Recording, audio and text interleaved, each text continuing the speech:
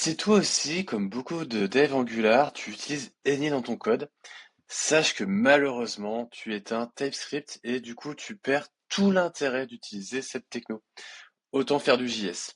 Pourquoi? Parce que quand tu utilises Any, en fait, tu dis explicitement à TypeScript, t'inquiète, je gère.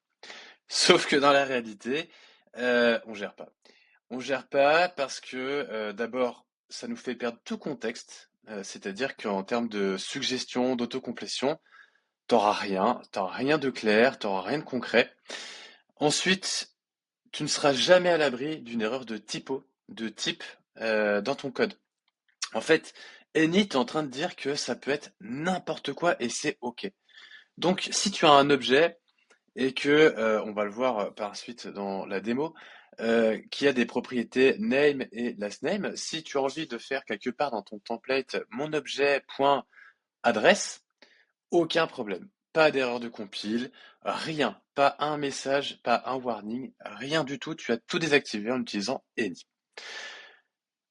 Pour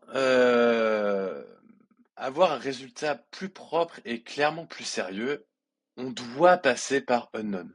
Unknown, lui, c'est tout simplement, je ne sais pas ce que c'est. Je vais devoir vérifier et garantir que oui, c'est bien le type attendu. Démonstration. On va utiliser une mini base JSON, c'est une API pour récupérer des utilisateurs avec ID, name, email. Dans l'exemple que je donne ici, hop, dans mon template, je vais utiliser .name et .emial. J'ai fait exprès de faire une typo. Et comme on peut le voir, j'ai absolument aucune erreur ici, il n'y en a pas. Ok, et j'ai pas non plus d'erreur en console. Là, on est sur un truc qui n'a rien à voir, il n'y a pas de souci. Hop, si je rafraîchis ma page, voilà, pas de problème. Et ça, malheureusement, c'est un problème, parce que ça veut dire que là, j'ai du code qui est ultra simple, je suis à fond dedans, potentiellement je vais pas me tromper, mais clairement, ça peut même passer une code review ce truc-là, parce qu'il n'y aura jamais d'alerte. Comment corriger ça? Alors, d'abord, on voit qu'au niveau de notre HTTP adapteur, en fait, on a mis des any partout. Bon. Cette méthode n'est pas utilisée, mais c'est pour accentuer l'exemple. C'est complètement OK, hein. Là, on sait même pas que c'est une liste, pour dire. D'abord, un truc un petit peu plus cohérent, ça aurait été d'écrire ça. Voilà. Mais je suis parti de cet exemple de base parce que c'est quelque chose que j'ai déjà vu plein de fois et que je vois toujours encore aujourd'hui. Voilà. Donc, on voit que ça a absolument rien changé, hein. Euh, hop. J'ai toujours pas d'erreur, je ne fais rien. Pour l'instant, c'est du flan. Je viens juste de préciser que au moins je sais que j'ai une liste. Nous, ce qu'on voudrait finalement, c'est pouvoir utiliser ce type user pour identifier que on est bien sur ce truc-là. Alors, le plus clean, finalement, ce serait d'utiliser unknown en liste. En liste, et le truc, c'est que là, par contre, nous, ce qu'on voudrait, c'est garantir qu'on renvoie bien un objet user. Là, il n'est pas content. Il me dit type observable de liste de unknown, c'est pas du tout assignable à liste d'utilisateurs. Moi, je sais pas ce que c'est unknown, je ne peux pas le garantir, ça marche pas.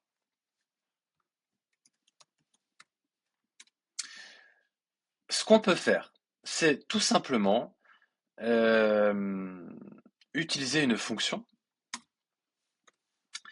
qui va mapper nos résultats vers autre chose. Alors, il y a plusieurs manières de concevoir ça, notamment dans une liste.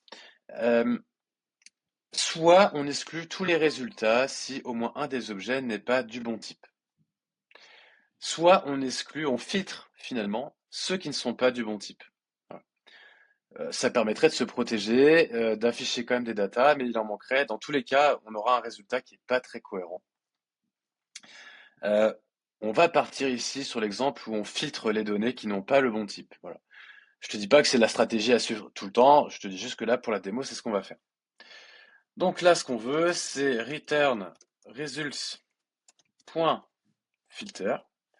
Donc là, j'ai un item dans ma liste, mais je ne sais pas ce que c'est. Et ce que je veux, c'est dire que item, c'est un user. Voilà. Voilà, 2 points. Ceci, c'est ce que l'on appelle un type guard en TypeScript. C'est une fonction qui va nous permettre de garantir que l'objet passé en paramètre est bien du type attendu. Alors, dedans, on va commencer par nouveau pas nul. Ah ben, il me le propose tout seul. L'idée, c'est quoi? C'est d'abord de vérifier que c'est pas nul. Ensuite, de vérifier que c'est bien du type object. Parce qu'en fait, nul est de type object. Donc, on est obligé de l'exclure aussi. Et derrière, ça va être de vérifier que toutes les propriétés attendues sont bien présentes. Voilà. Quand je fais ça, qu'est-ce qui se passe? Toujours rien. Sauf que, maintenant, je sais que ça, c'est un user. Je sais que ici, on a une liste d'utilisateurs. Si je viens ici, j'ai une erreur. Là, on la voit pas parce que il y a 2 serveurs qui sont lancés en même temps. Mais là, on voit bien, il ne l'a pas relancé. Hop, je vais le relancer moi-même. Je pense que vu que j'utilise le JSON serveur en même temps, il se reload pas très bien. Là, j'ai une erreur explicite. Property email does not exist on type user. Did you mean email? En plus, il me le suggère, il est trop fort. Évidemment que c'est email. Voilà. Ça me permet de me prémunir de ce genre de cas, de typo, d'erreurs débiles que on peut voir instant en typant nos objets. L'autre truc, c'est quoi? C'est que dans mon constructeur, si je fais this users, point, alors, index 0, et que là, je prends les suggestions, il me suggère les bonnes propriétés, puisque je lui dis que c'était une liste d'utilisateurs. Très bien. Maintenant, admettons que ici, c'est toujours du NI. Bon, comme c'était au départ. Ça veut dire que ici, d'abord, là déjà, je vais avoir aucune information, aucun contexte. Je vais rien avoir de concret. C'est moi qui vais devoir deviner ça et là encore, deviner le contenu. Je suis désolé, mais en termes de DX, d'expérience développeur, c'est ultra médiocre. Comment on peut vouloir travailler comme ça? Je comprends pas. Ça n'a pas de sens. On a des outils qui sont là pour nous aider. TypeScript en est un. Angular a fait le choix depuis le départ de choisir de travailler avec TypeScript. Arrêtons d'éteindre TypeScript. Any ne fait que ça. Il permet de retirer toutes les vérifications que peut faire TypeScript. Quand je reviens ici, j'ai ma petite liste de suggestions. Sans problème. Hop. Voilà. Je sais dans quel contexte je suis, j'ai pas à hésiter. Et dans mon code, je sais où il y a des erreurs. Ça s'affiche instantanément. On va pas y passer 1000 ans. Donc à tous ceux qui continuent d'utiliser Any, je suis désolé. Je vois pas l'argument de le faire. Il y en a pas. Aucun. Jamais. Les seuls cas où on pourrait éventuellement imaginer en avoir besoin, c'est si on utilise une lib médiocre qui type pas bien, et dans ce cas-là, malheureusement, oui, on serait obligé de s'en servir. Ça serait pas de bol. Mais sinon, on en a clairement pas besoin. Une fois qu'on a fait ça, bon, on est content, mais ça nous enquiquine un peu de devoir dupliquer tout ça. Ici, là c'est pareil, qu'est-ce qu'on fait? Le getById, ça devrait renvoyer un nul ou un user. Sauf que on ne sait pas ce que c'est. Donc, on suivrait la même logique. Là, on ferait un point map, hop, point pipe. On fera un map. Donc là, c'est un résultat au singulier. Et là, ce serait un petit peu plus simple. C'est si résulte ne vaut pas nul et type of result égale object, ta. Dans ce cas-là, je renvoie Je sais pas si j'ai vraiment besoin de faire ça, le cast, je suis pas sûr. Sinon, je renvoie nul.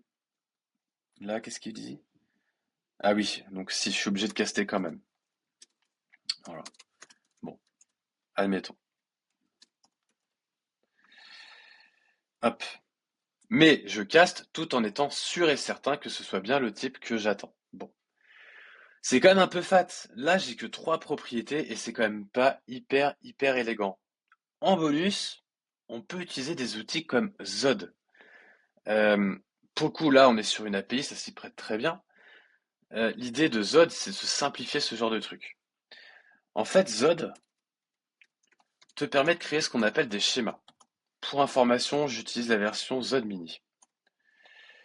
Tac, Object. Voilà. Il va me le créer automatiquement. Hop, très bien.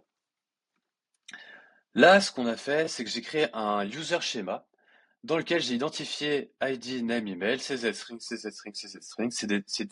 Des fonctions propres à Zod qui permettent d'identifier qu'on est bien sur la chaîne de caractères. Et là, derrière, je lui dis, donne-moi le type de user. Voilà. Et il va le deviner. Ce qui veut dire que je ne change absolument rien à tout le code que j'ai déjà codé, en tout cas en termes de typage, mais quand même, l'avantage que je vais avoir, c'est que je vais pouvoir résulte z.array de user chez moi.parse.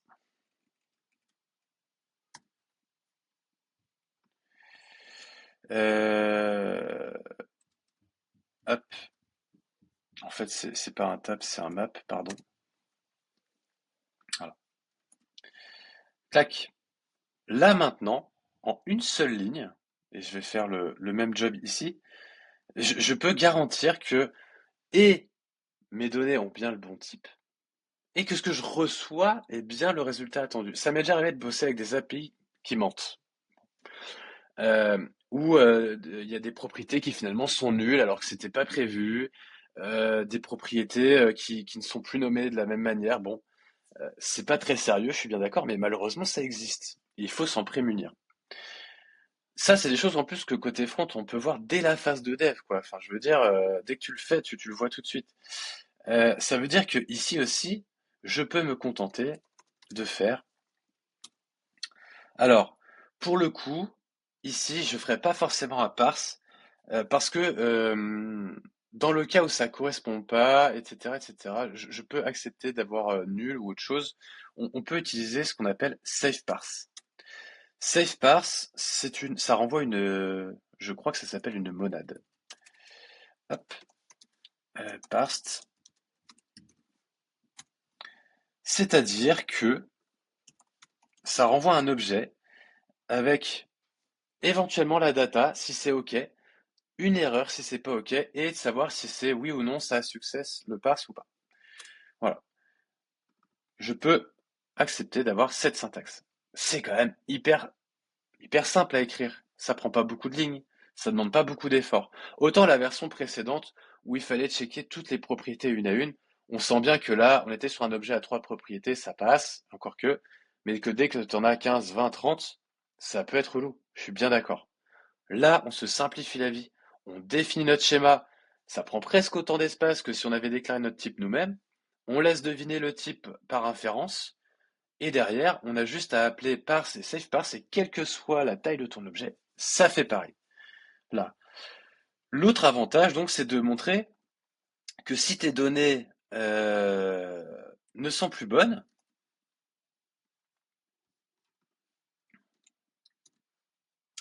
ça te jette une erreur. Pour le coup, là, il me dit très clairement, attention, je m'attends à voir un string, j'ai un type invalide sur le pass 1, donc 0,1, le deuxième objet, sur la propriété email. Voilà. Il te le dit très clairement quelle erreur il a. Mais comment on peut se passer de ce genre de hack? Moi, je sais pas. Toujours est-il que Any, c'est interdit. Il faut pas s'en servir. Je sais pas pourquoi les gens continuent de s'en servir comme ça à tout va. Vous vous mentez à vous-même si vous pensez sincèrement que vous allez pouvoir toujours tout faire nickel. Je veux dire, à un moment donné, il faut ranger son ego de côté et utiliser les outils qu'on a à disposition. Euh, et encore pire, quand vous bossez en équipe, tout le monde, les gens sont pas dans votre tête. Les gens vont pas tout forcément relire. Et qui plus est, c'est hyper difficile à relire. Là, j'ai deux fichiers, ça va. Mais quand tu es sur un projet très conséquent, t'as pas du tout envie de te tout palucher pour vérifier ce que contient quoi. C'est juste pas gérable. On privilégie Unknown. Et dans le cas d'une API comme ici, ou même dans d'autres contextes, hein, on peut s'aider d'outils comme Zod. Il y en a d'autres.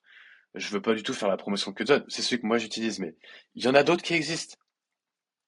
Utilisez ces outils. Qui plus est, pour ceux qui utilisent les HTTP ressources, on se rappelle que c'est pas encore prod ready, mais euh, pour ceux qui utilisent ça, le HTTP ressources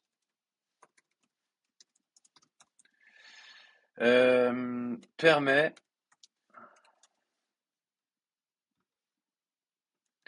de spécifier un parseur.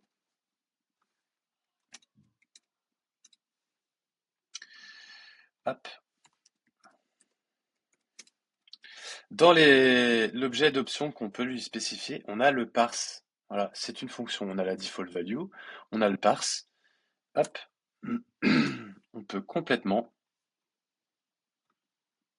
Alors, je sais pas si c'est cette syntaxe exacte. Si, ça a l'air d'être ça. Si j'essaye, du coup, de remplacer ça, je vais remettre ici. Bah si, c'est bon. Si j'essaie d'utiliser ici la ressource plutôt, all user, hop, on va plutôt partir là-dessus. Users.value.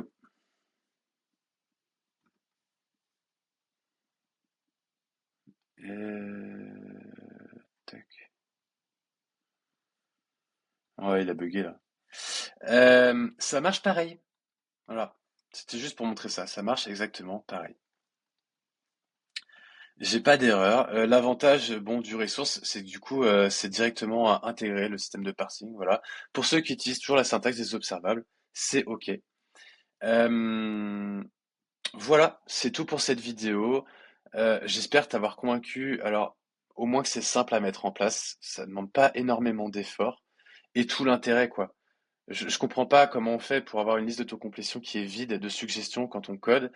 Euh, et je comprends pas l'intérêt, l'argument de se dire je refuse de me prémunir de toute erreur de typo.